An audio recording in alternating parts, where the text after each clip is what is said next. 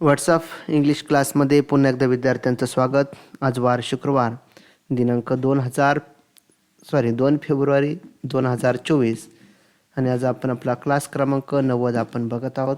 लवकरच आपण 100 क्लास आपण आपले पूर्ण करणार आहोत आणि यामध्ये आपण झालेला अभ्यास आपण मला या व्हॉट्सअप क्रमांकावर मला पाठवू शकतात. तर आजचा क्लास आपण बघूया. तर डेली 5 इंग्लिश स्पेलिंग आपण दररोजच्या प्रॅक्टिससाठी आपण घेत असतो. तर आजच्या प्रथम 5 स्पेलिंग आपण बघूया. तर शाल बी म्हणजे असेल. त्यानंतर विल बी म्हणजेच असतील असा अर्थ याचा होतो. यानंतर अवर्स म्हणजे आपले किंवा आमचा आमचे असा सुद्धा होतो. हिज म्हणजे त्याचा. आणि आजची शेवटची स्पेलिंग आहे सेव्हरल म्हणजेच पुष्कळ. यानंतर आपण daily 5 English sentences with Marathi meaning म्हणजे दररोज वापरत येणारी 5 इंग्रजी वाक्य आपण दररोजच्या प्रॅक्टिससाठी घेत असतो. तर आजचे वाक्य आपण बघूया. जा ते घेऊन ये.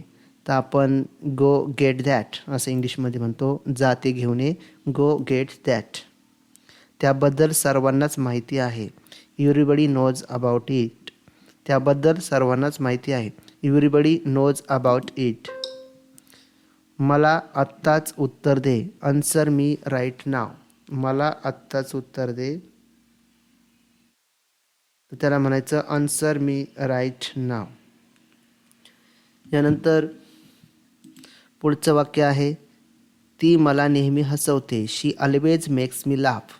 ती मला नेहमी हसवते. She always makes me laugh. तू काय केलं आहेस. What have you done. तू काय केलं आहेस. What have you done. अशा पद्धतीने हे आपण दररोज 5 इंग्रजी वाक्य दररोज वेगवेगळे वाक्य विद्यार्थ्यांना माहीत व्हावं, इंग्रजी बोलण्याचा सराव व्हावा, प्रॅक्टिस व्हावा, यासाठी आपण फक्त दररोज 5 इंग्रजी स्पेलिंग आणि 5 इंग्रजी वाक्य दररोजच्या अभ्यासासाठी आपण घेत असतो. म्हणजे आपण हा यूट्यूबवरचा जो क्लास आहे तो आपला ऑनलाईन दररोजचा जसं क्लासमध्ये शिकवलं जातं त्या पद्धतीने आपण दररोजचा अभ्यास शिकण्याचा प्रयत्न करत असतो. जे विद्यार्थी हा अभ्यास दररोज पूर्ण करतील नक्कीच ते इंग्लिशमध्ये चांगल्या पद्धतीने इतर विद्यार्थ्यांपेक्षा पुढे असतील. तर आजचा क्लास आपण बघूया. क्लासमध्ये आपण सिम्पल पास्ट टेन्स म्हणजे साधा भूतकाळ त्याची वाक्यरचना व त्याची काही वाक्य आपण आजच्या क्लासमध्ये बघणार आहोत. तर बघूया आपण त्याच्यावाले स्ट्रक्चर कसं आहे. पहिले आपण कर्ता घ्यायचा, त्यानंतर क्रियापदाचं दुसरं रूप घ्यायचं आणि उरलेलं ते कर्म असतं म्हणजे subject plus verb two plus object. For example I आपला सब्जेक्ट, राईट याचं क्रियापदाचं दुसरं रूप आहे रोट प्लस ऑब्जेक्ट आपलं अ लेटर म्हणजेच मी पत्र लिहिले. साधा भूतकाळ म्हणजे गोष्ट घडून गेली. मी पत्र लिहिलेले नाही असं म्हणायचं असेल तर फक्त I didn't write a letter अशा पद्धतीने लिहिले जातं. तर यानंतर काही आपण क्रियापदाचे दुसरे रूप आपण बघूया. डीड, डू म्हणजे करणे. डीड म्हणजे बघा डीडचा अर्थ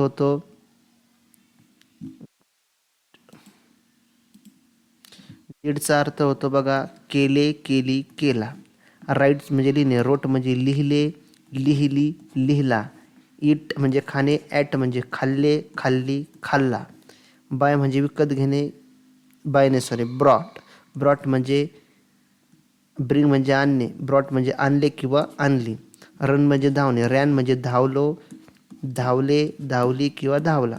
त्यानंतर फाईटचं दुसरं क्रियापदाचं रूप फॉट. फॉट म्हणजे लढलो, लढले, लढला किंवा लढली. आणि आस्क म्हणजे विचारणे. आस्क्ड इथं ईडी लागलं आहे क्रियापदाला म्हणजे दुसरं रूप विचारले किंवा विचारला. ते क्रियापदाचे दुसरे रूप कसे असतात आणि काही क्रियापदं आपण लिहून सुद्धा घेतलेले बघा. तर त्यासाठीच आपण क्रियापद काही क्लासमध्ये आपण घेतलेले ते बघा. तर सिम्पल पास्ट टेन्स साधा भूतकाळ तर त्याची वाक्यरचना आपण बघितलेली आहे. तर आपण आजच्या क्लाससाठी फक्त काही वाक्य घेऊया आणि उद्याच्या क्लासमध्ये काही वाक्य आपण बघणार आहोत. म्हणजे एका वेळेस जास्त अभ्यास व्हायला नको हा त्याचा मागचा उद्देश आपला असतो.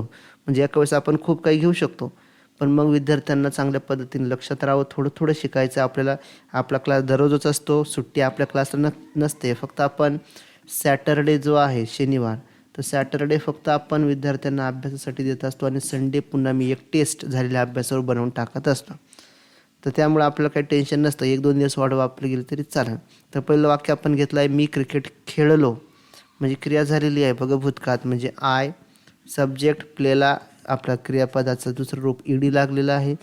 पास्ट टेन्स झालेला आहे, I played cricket, me cricket खेळलो. त्यानंतर आम्ही पत्र लिहिले, वी. राईटचं झालेलं आहे बघा क्रियापद V2. रोट अ लेटर हे आपलं ऑब्जेक्ट आहे. त्यानंतर तू गाणे गाईल, यू सॅंग अ सॉन्ग, तू गाणे गाईल, यू सॅंग अ सॉन्ग. सिंगचं झालं सॅंग, अ सॉन्ग आपलं ऑब्जेक्ट आहे. त्यानंतर पुढचं वाक्य आहे, त्याने चित्र पाहिले, हे लुक्ड अ पिक्चर. आता हे काळामध्ये आपल्याला क्रियापदाचे म्हणजे V2 आपल्याला माहिती असणं गरजेचं आहे. म्हणजे क्रियापदाचं दुसरं रूप जर माहिती असेल तर आपण पास्ट टेन्स एकदम सोपा किंवा चांगल्या पद्धतीने आपण बोलू शकतो. He looked a picture. तर बघा लुकला ईडी लागलेला आहे, त्यामुळं क्रियापदाचे पहिले दुसरे तिसरे रूप आपल्याला माहिती असायला हवे. तिने कादंबरी वाचली, शी रीड अ नॉवेल. रीडचं रीडच राहतं बघा, त्याला पास्ट टेन्स होत नाही. She read a novel. Simple past tense म्हणजे काय, साधा भूतकाळ, त्याची रचना आणि आपण काही वाक्य आजच्या क्लासमध्ये घेतलेलं आहे. उद्याच्या क्लासमध्ये आपण पुन्हा 15 वाक्यांचा सराव घेऊया. 15 वाक्य मी तयार करेल आणि ते पुन्हा उद्या आपण घेऊया. तर अशा पद्धतीने आपण आजचा क्लास आपण इथे संपवतोय. भेटूया आपण उद्याच्या क्लासमध्ये. धन्यवाद.